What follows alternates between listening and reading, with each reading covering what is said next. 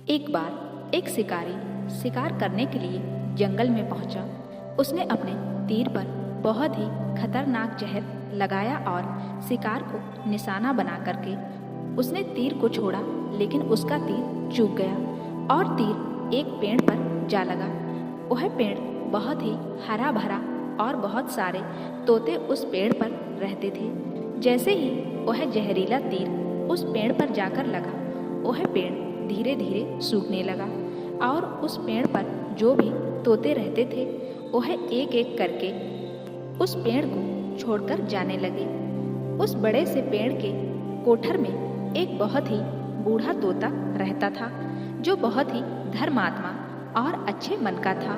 सभी तोते उस पेड़ को छोड़कर जाने लगे थे, लेकिन वह बूढ़ा तोता जाता था, दाना लेकर आता और उसी कोठर में आकर के बैठ जाता था, लेकिन उस पेड़ को छोड़ने को तैयार नहीं था।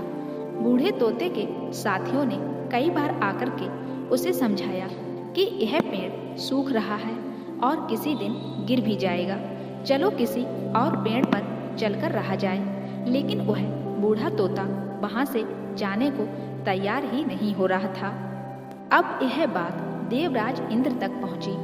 उन्हें बताया गया कि एक तोता है, वह जिस पेड़ पर रहता है उस पेड़ पर एक जहरीला तीर लगने के कारण सूखने, गिरने और खत्म होने के कगार पर आ पहुंचा है और एक बूढ़ा तोता अभी भी वहीं पर रह रहा है। वह दाना लेकर आता है और वहीं पर रहता है, जबकि उस जंगल में बहुत सारे पेड़ हैं, लेकिन वह उसी पेड़ पर रह रहा है। देवराज इंद्र प्रकट हुए और उस बूढ़े तोते से कहने लगे कि आप बहुत धर्मात्मा हैं, बहुत ही अच्छे मन के हैं, लेकिन आप इस पेड़ को छोड़कर किसी और पेड़ पर चले जाइए, क्योंकि यह पेड़ कुछ ही दिनों में गिर जाएगा।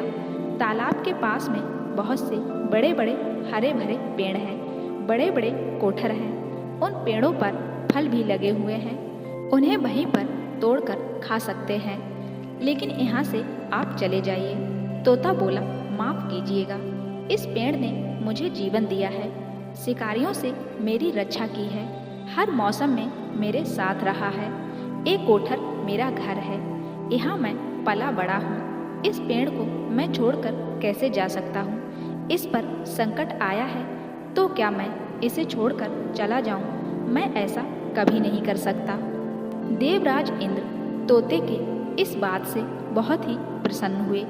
उन्होंने तोते से कहा, मैं आपके इस बात से बहुत ही खुश हूँ, मांगो जो आपको मांगना है। उस बूढ़े तोते ने कहा, मुझे बस इतना मांगना है कि जिस पेड़ ने मुझे जन्म दिया है, जहाँ मैं रहा पला बड़ा, जिसे आप मेरी जन्मभूमि कह सकते हो, आप इसे फिर से वैसा ही हरा भरा कर दो जैसा यह था। देवराज इंद्र ने अमृत से उस पेड़ को सींच दिया और पहले की तरह हरा भरा कर दिया। अब वापस से उस पेड़ पर आकर के बाकी तोते रहने लगे। वह बूढ़ा तोता कुछ समय तक और जिंदा रहा, फिर उसकी मृत्यु हो गई और वह स्वर्ग में चला गया।